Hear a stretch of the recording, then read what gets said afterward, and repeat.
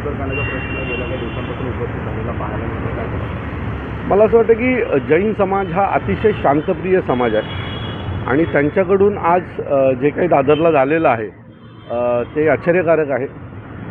खरं तर हा समाज कधीही हिंसाचार मानत नाही आणि त्यांनी जर हे असं केलं असेल तर नक्कीच या सगळ्याच्या पाठी एखाद्या राजकीय नेत्याचा त्यांना पाठबळ असेल आणि त्यांनीच फूस लावल्यामुळे अशी घटना घडू शकते.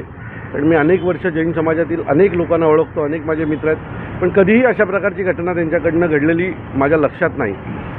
मला असं वाटतं की ज्या पद्धतीने त्याने आज कबूतरखान्याच्या बाबतीत केलं आहे, मग तसंच आम्ही माधुरी हत्तीला आणण्यासाठी करायचं का? कारण तोही आमचा धार्मिक विषय आहे, बरोबर आहे सर. माधुरी हत्तीला आणण्याच्या बाबतीत एक वेगळा न्याय, मग आम्ही पण जंताराला जायचं का? तिथनं तिला अशाच प्रकारे हिंसाचार करून सोडवायचा का? असा प्रश्न आमच्या समोर येतो. मला असं वाटतं जर कबूतरखान्याच्या बाबतीत एक न्याय होणार असेल तर माधुरी हत्तीच्या बाबतीत पण न्याय होणं गरजेचं आहे. कारण त्याच्याही बाबतीत अनेक कोल्हापूरकरांचे असतील, अनेक मुंबईतल्या लोकांचं आस्थेचा विषय झालेला आहे तो. अनेक लोक आजही घरात माधुरी हत्तीसाठी लढतात.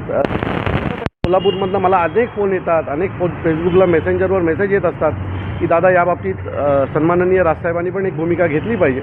सो मला असं वाटतं की हे दोन्ही विषय हे सुप्रीम कोर्टाच्या आदेशाने झालेले आहेत आणि सुप्रीम कोर्टालाच रिक्वेस्ट करून ह्या दोन्ही विषयांवर मार्ग काढायला पाहिजे असं मला वाटतं. परंतु ज्या प्रकारे तिकडचे बांबू असतील, तिकडची ताडपत्रे असतील, ती देखील उखडल्या गेलेली आहे जैन समाजाकडून. मी पुन्हा सांगतो, अशा प्रकारची हिंसाचार जैन समाज करेल अशी अपेक्षा नव्हती. आता पोलीस बघूया कशा प्रकारे कारवाई करतात. अपेक्षित आहे जो न्याय आम्हाला मिळतो तोच न्याय त्यांनाही असेल.